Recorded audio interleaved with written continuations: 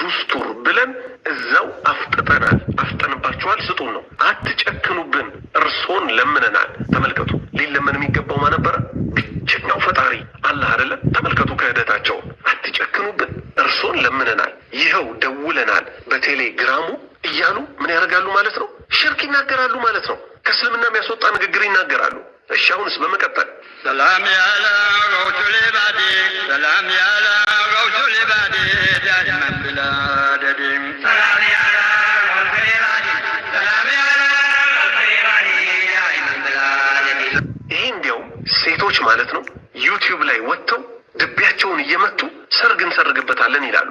ሰርግ አላህ የሚመሰገንበት ቀን ነው። አብዛኛው በት ቀን ነው ከሽርክ ጀምሮ ማለት ነው። ይሄ አንዱ ሽርክ ነው። ምን የሚሉበት ሰላሜ አላ ገውሰል ኢባድ የባሪያዎች የጭንቅ ገላጋይ የሆናችሁት ሰላም ይሁን በእናንተ ላይ።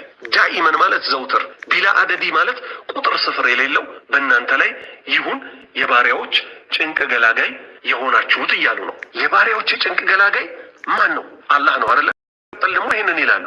ምንም ተደራገው ወልዳ ነገሰች፣ ኑሮም በኑሮ ላይ ደራር ባለበሰች።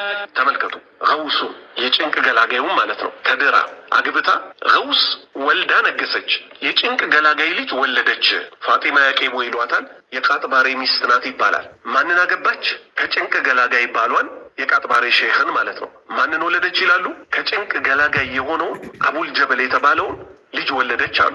ተመልከቱ ይሄን ክህደት። አላህ ምን ብሎ ሲያበቃ ኢዝ ተስተጊቱነ ረበኩም፣ እናንተ የጌታችሁን እርዳታ በፈለጋችሁ ጊዜ። እንግዲህ ይሄ በድር ላይ ነው። ነቢዩ ሰለላሁ ዐለይሂ ወሰለም ዘመቻ ሊገቡ ብለው ጭንቃላቸው። ሙሽሪኮች 1000 እና ከዛ በላይ ናቸው። ትጥቅ አሟልተዋል። በነቢዩ ሰለላሁ ዐለይሂ ወሰለም በኩል ደግሞ ትጥቅ ብዙም አልነበረም። ጨነቃቸው። ሙጥኝ ብለው ቢለምኑት ማያሳፍረውን አላህ ለመኑት። የጭንቅ ጊዜ ዱዓ እስቲጋሳ የሚባለውም ይሄ ነው። አላህ ለዛ ነው ኢዝ ተስተጊቱነ ጨነቅ ብሏችሁ በለመናችሁት ጊዜ ማንን? ረበኩም ጌታችሁን። ጌታችን አንድ ነው። ፈስተጃበ ለኩም እሱም እኮ መልስ ሰጣችሁ አለ። በመቀጠል አመን ዩጂቡል ሙጠር አለ። ጭንቅ ጥብብ ያለውን መልስ የሚሰጠው ማን ነው አለ። መቼ? ኢዛ ደአሁ ጭንቅ ጥብብ ብሎት በለመነው ጊዜ። ወየክሽፉ ሱ መጥፎ ነገርን የሚያስወግደው ማን ነው አለ። ወየጅዓሉኩም ኹለፋ አልአርድ የምድር ምትክ ደግሞ ያደረጋችሁ ማን ነው አለ። እንግዲህ አላህ ይሄን ያህል ባለውለታችን ነው፣ ግን እኛ እናምፀዋለን። እስልምና ውስጥ ነን እያል ምን ሁሉ እየተደረገ ነው? እስልምናን የሚያፈርስ ነገር እየተሰራ እያየን ነው ማለት ነው። እንግዲህ ልብ በሉ። የመጨረሻዋን የድምፅ ፋይል ደግሞ እንስማት እስቲ።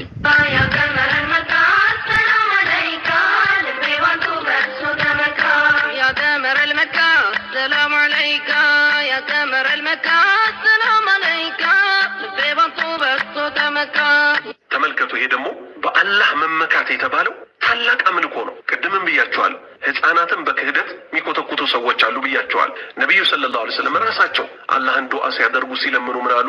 አመና ቢክ በአንተ አመን፣ ተወከልና አለይክ በአንተ ላይ ተመካን ነበር ያሉት። አላህ ራሱ ደግሞ ምን አለ? ወተወከል ተመኩበት፣ አለል ሐይ ለዚ ላ የሙት በማይሞተው ሕያው በሆነው አላህ ነበር ያለው። ዛሬ ምን ሲባል እየሰማን ነው? ይኸው እንደሰማችሁት ያ ቀመረል መካ አሰላሙ አለይካ የመካ ጨረቃ የሆንከው ሆይ የአላህ ሰላም ባንተ ላይ ይሁን።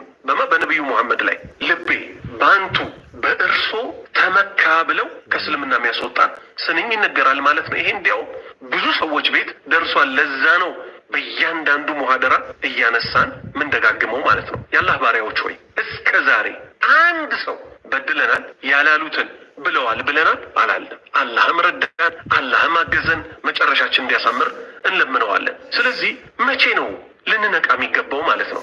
ሰዎች ሆይ በረመዳን እስልምናችንን ሊንዱ እንዲህ ተዘጋጅተው ሲመጡ ሲጋለጡላችሁ አልሐምዱሊላህ ማለት ሲገባችሁ እንዴት ሰው ትነካላችሁ ትላላችሁ እንዴ? እስልምና በጠራራ ፀሐይ ሊዘረፍ እየመጣ ከስር ከመሰረቱ ሊገነድሱ ሰዎች እየመጡ አይናችን እያየ እጃችንን አጣጥፈን ዝም ልንል ነው? በፍጹም። የአላህን አማና አንበላም በፍጹም። አላህ እኛን ስንት ውለታ ውሎልናል። ከእናታችን ሆድ ጀምሮ ተንከባክቦናል። ይሄው ኮሮና መጣ ተብሎ ሰው ተጨንቋል። ለምን? ለጉዞ ስላልተዘጋጀ። ለጉዞ ትልቁ ዝግጅት ተውሂድን መያዝ ነው። ይሄው ደግሞ እነዚህን ስንኞች እየሰማ አምኖባቸው የሞተ ሰው የእሳት ነው፣ ምንም ጥርጥር የለውም። ስለዚህ ወደ ተውሂድ እንመለስ። ግድ የላችሁም፣ ወደ ተውሂድ እንመለስ። ይሄው አማርኛቸውን ሰማችሁት አይደል? ቆም እየተደረገ እንዲህ እኮ ነው የሚሉት ሲባል በጣም አስደንጋጭ ነው። ሰማይ ሊሰነጠቅ ይደርሳል፣ እነሱ በሚናገሩት ክህደት ማለት ነው።